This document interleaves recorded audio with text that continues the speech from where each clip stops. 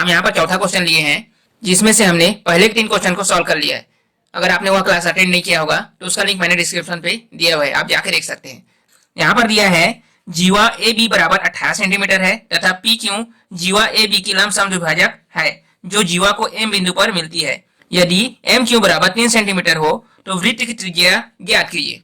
यहाँ पर आप वृत्त में देख रहे होंगे, यहाँ पर ए बी क्या है, एक जीवा है जिस पर पी क्यू लंब है और ये केंद्र से गुजर रहा है ना, केंद्र से गुजर रहा है मतलब ये जीवा को 2 समान भागों में विभाजित करेगा और ये ए बी को एम बिंदु पर क्रॉस कर रहा है, राइट। और दिया गया है यहाँ पर एम क्यू का मान 3 सेंटीमीटर है, तो यहाँ पर हमें त्रिज्या का मान ज्ञात करके बताना है। तो हल कर रहे हैं, हम यहाँ पर त्रिज्या को आर मान लेते हैं। माना त्रिज्या बराबर आर है, ठीक है। और क्या क्या दिया यहाँ पर, ए बी बराबर 18 सेंटीमीटर और एम क्यू बराबर 3 सेंटीमीटर, ठीक है। अब आप देख रहे होंगे यहाँ पर ए ओ और ओ क्यू, ये दोनों क्या है, त्रिज्याएं हैं। तो जो त्रिज्या होती है वृत्त की वो क्या होती है, बराबर होती है। मतलब ए ओ बराबर होगा ओ क्यू के, क्योंकि ये दोनों क्या है, त्रिज्या है, राइट। देख सकते हैं यहाँ पर त्रिज्या। अगर हम यहाँ पर ओ एम का मान निकाले चाहे किस तरह से निकलेगा, अगर हम पूरे में मतलब ओ क्यू में एम क्यू को माइनस कर दें, पूरे मतलब ओ क्यू में एम क्यू को माइनस करेंगे तो यह वाला भाग हमें मिल जाएगा, कौन सा, ओ एम, राइट। हम यहाँ से ओ एम का मान निकालेंगे तो ओ एम बराबर क्या हो जाएगा, त्रिज्या मतलब ओ क्यू में माइनस करेंगे एम क्यू। तो ओ क्यू का मान क्या है, ओ क्यू को हमने क्या माना, यहाँ पर त्रिज्या माना मतलब आर है। O m is equal to, o q का मान क्या है, आर है, और एम क्यू क्या है, 3 है ना। यहाँ पर ओ एम का मान हमें मिल गया कितना, आर माइनस 3। और हमें पता है कि केंद्र से जीवा पर डाला गया लंब जीवा को 2 समान भागों में विभाजित करता है, ठीक। केंद्र से डाला गया लंब जीवा को सम द्विभाजित करता है, सम विभाजित करता है। मतलब यहां से एम का मान निकालना चाहें तो क्या होगा, एम जो होगा आधा होगा, संपूर्ण का आधा होगा, मतलब आधा होगा ए बी का, राइट। ए बी का मान क्या है, ए बी का मान हमने यहां पर लिखा था 18 सेंटीमीटर। तो a m is equal to 1/2, a b का मान कितना है, 18, 2 एकम 2, 2 निया 18। तो ए एम का मान कितना मिल गया हमें, a m is equal to हो गया 9।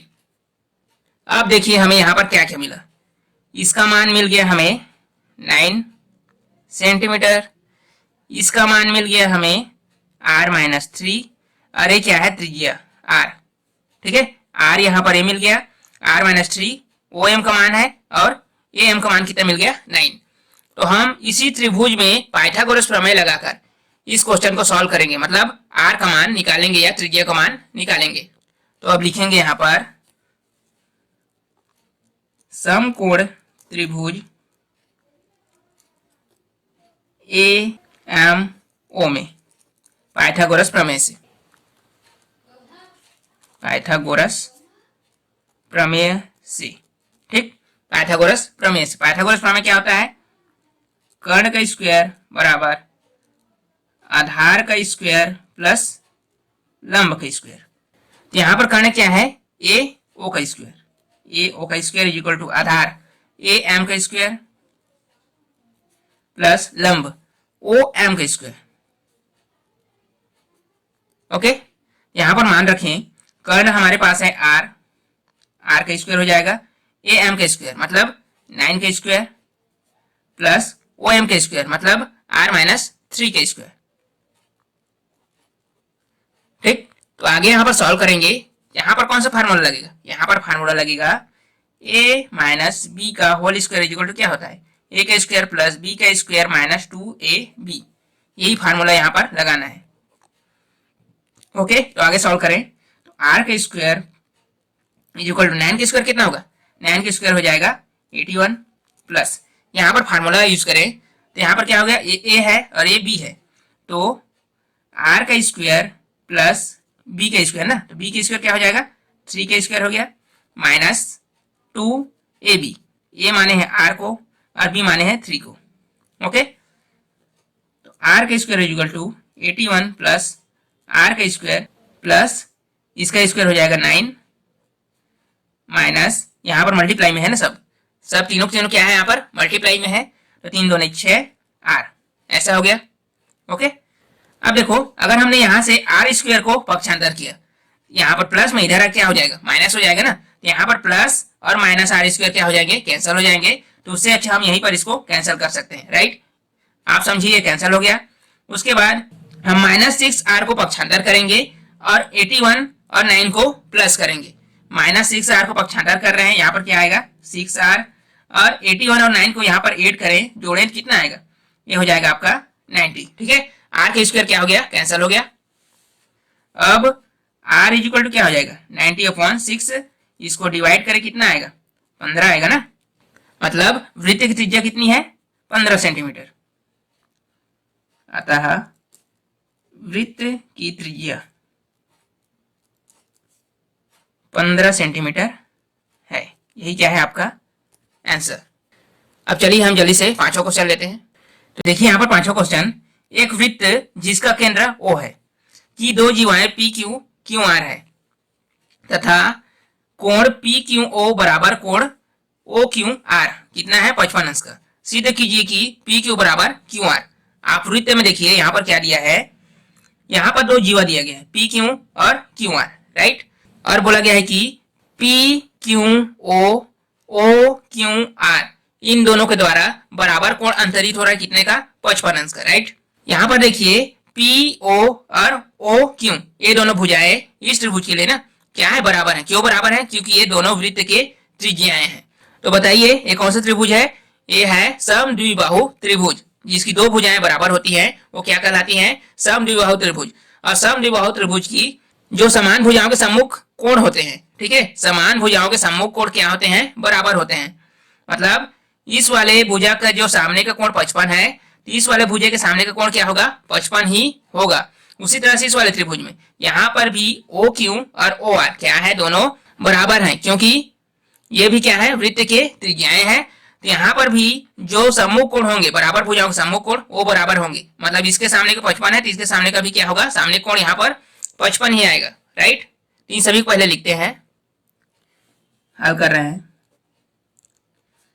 दिया है दो जीवाएं हैं, कौन कौन सा PQ और PR, राइट, तथा जो यहां पर एंगल बन रहा है कौन सा एंगल POQ, ये वाला कोण बराबर है किसके OQR, दोनों में कितना का एंगल बन रहा है 55 का। ओके, इतना सब दिया है। तो सबसे पहले हम इस त्रिभुज को ले रहे हैं, त्रिभुज POQ में। तो हमने क्या बताया यहाँ पर PO और OQ दोनों बराबर हैं क्योंकि ये वृत्त की त्रिज्याएं हैं। PO बराबर OQ, क्यों, क्योंकि ये वृत्त की त्रिज्या है।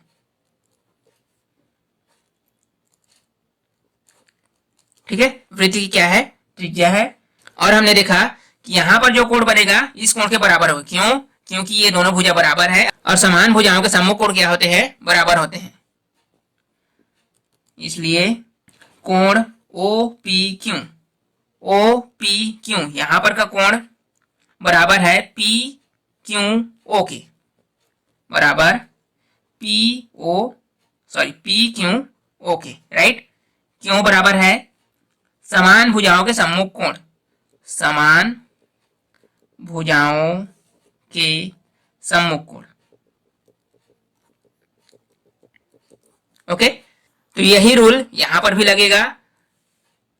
त्रिभुज OQR में यहां पर भी ये वाला जो कोण होगा इस कोण के क्या होगा बराबर होगा। मतलब OQR बराबर होगा ORQ के, ओके, तो इन दोनों कोणों में कितना का एंगल बन रहा है? दोनों कोणों में 55 का एंगल बन रहा है। आप यहां पर भी लिख सकते हो ना, दोनों कोणों में कितना का एंगल बन रहा है? 55 का, राइट। तो देखिए यहां पर 55 है, यहां पर भी कितना है? 55 है, यहां पर 55 है, तो यहां पर भी क्या है? 55 है। आप देख रहे होंगे दोनों त्रिभुजों में दो कोण क्या है? बराबर है। तीसरा कोण भी बराबर होगा, तीसरा कोण भी बराबर ही होगा, क्योंकि यहाँ पर भी 55, यहाँ पर भी 55, ठीक है। तो तीसरा कोण जो बच रहा है वो कितना आएगा? 70 आएगा ना। यहाँ पर भी 55, यहाँ पर भी 55, तो इसके कोण के लिए भी यहाँ पर कितना आएगा? 70 ही आएगा। इसका मतलब क्या है कि दोनों त्रिभुजों में जो तीसरा कोण बच रहा है वो क्या होंगे? बराबर होंगे, क्योंकि तीनों कोणों के योग कितना होता है? 180 होता है ना। इस वाले के लिए यहाँ पर 70 आएगा, इस वाले के लिए भी 70 यहाँ पर आएगा। ओके, इसी को लिखेंगे पहले।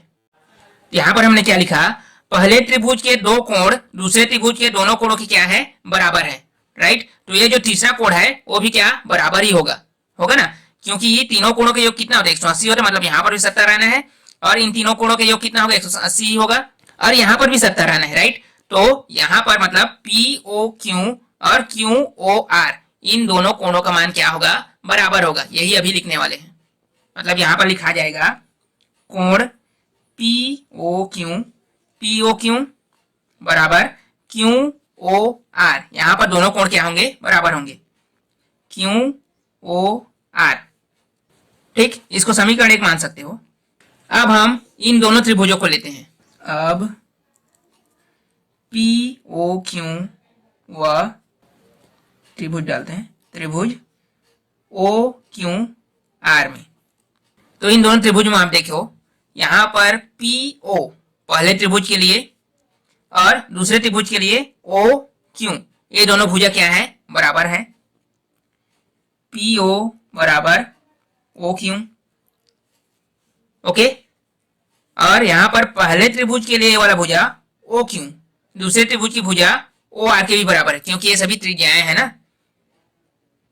OQ बराबर OR, क्योंकि ये सब क्या है? त्रिज्याएं हैं, वृत्त की त्रिज्याएं, ओके। और समीकरण 1 से हम लिख सकते हैं तथा POQ बराबर QOR, समीकरण 1 से, ठीक। तो इसके आधार पर यहां पर जो दो त्रिभुज हैं वो सर्वांगसम होंगे। कौन से रूल से? भुजा कोण भुजा, भुजा कोण भुजा, राइट। इस वाले सर्वांगसमता रूल से ये दोनों त्रिभुज क्या होंगे? सर्वांगसम होंगे। मतलब लिख सकते हैं यहां पर, अतः त्रिभुज POQ सर्वांगसम होगा त्रिभुज OQR, ओके। कौन से रूल से? साइड एंगल साइड, सर्वांग समता। इस वाले नियम से दोनों त्रिभुज क्या हो जाएंगे? सर्वांगसम हो जाएंगे। और सर्वांगसम त्रिभुज के यहाँ पर कोणों को तो हमने बराबर बता दिया, संगत कोण बराबर है, लेकिन इनके जो संगत भुजा भी होंगे वो भी क्या होंगे? बराबर होंगे, राइट। यहाँ पर जो संगत भुजा बच रहा है, यहाँ पर हमने PO को OQ के बराबर बताया और OQ को OR के बराबर बताया, ठीक है। ये थे दोनों त्रिभुजों के संगत भुजा। और एक संगत भुजा कौन सा है? PQ का संगत भुजा कौन सा हो जाएगा? QR या RQ, राइट, जो एक दूसरे के संगत भुजा है, राइट। तो ये दोनों क्या होंगे? बराबर होंगे, और ये हमें सिद्ध करके बताना था। तो यहां पर लिखेंगे हम, इसलिए PQ बराबर QR, और यही हमें सिद्ध करके बताना था, ओके। अब हम इस प्रश्नवाली के लास्ट क्वेश्चन को लेते हैं। तो यहां पर देखिए, केंद्र O वाले एक वृत्त में AB और AC दो समान जीवाएं हैं, राइट। यदि OD लंब है AB पर और OE लंब है AC पर, तो सिद्ध कीजिए कि त्रिभुज ADE समद्विबाहु त्रिभुज है। अब वृत्त में ध्यान दीजिए, यहां पर बोला गया है कि AB और AC दो समान जीवाएं हैं, जिसमें OE AC पर लंब है और OD AB पर लंब है। तो हमें यहां पर सिद्ध करके बताना है कि जो ADE त्रिभुज बन रहा है यहाँ पर, वो समद्विबाहु त्रिभुज है कि नहीं। समद्विबाहु त्रिभुज मतलब जिसकी दो भुजाएं समान हो। तो यहाँ पर जो जो दिया गया है उन सभी को लिखते हैं, हल करें। यहां पर वृत्त की जीवा, वृत्त की जीवाएं, वृत्त की जीवाएं क्या क्या है? ए बी बराबर ए सी, क्योंकि दोनों बराबर जीवाएं हैं ना।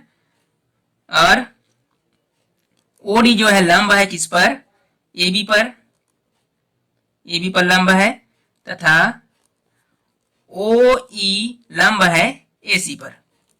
इतना दिया हुआ है। अब चूंकि हमें पता है कि केंद्र से डाला गया लंब जीवा को समद्विभाजित करता है, राइट। चूंकि केंद्र से डाला गया लंब जीवा को समद्विभाजित करती है, मतलब ए बी भी दो बराबर भागों में बटेगा, ए डी बराबर डी बी, ए डी बराबर डी बी। ये आधा है किसका, ए बी का, ए बी का क्या है, दोनों आधा है। ओके, इसी तरह से हम लिखेंगे ए ई बराबर ई सी, ए ई बराबर ई सी जो कि आधा है पूरे ए सी का। क्योंकि हमें पता है कि ए बी बराबर है ए सी के, ठीक है ना, ये पता है। तो इसका जो आधा होगा, इसका जो हाफ होगा, वो भी क्या होंगे, दोनों के बराबर होंगे। मतलब ए बी का आधा और ए सी का आधा भी क्या होगा, बराबर ही होगा। अब यहां से हम मान रखें तो यहां ए बी का आधा क्या है, ए डी, और ए सी का आधा क्या मान सकते हैं यहाँ पर, ए ई।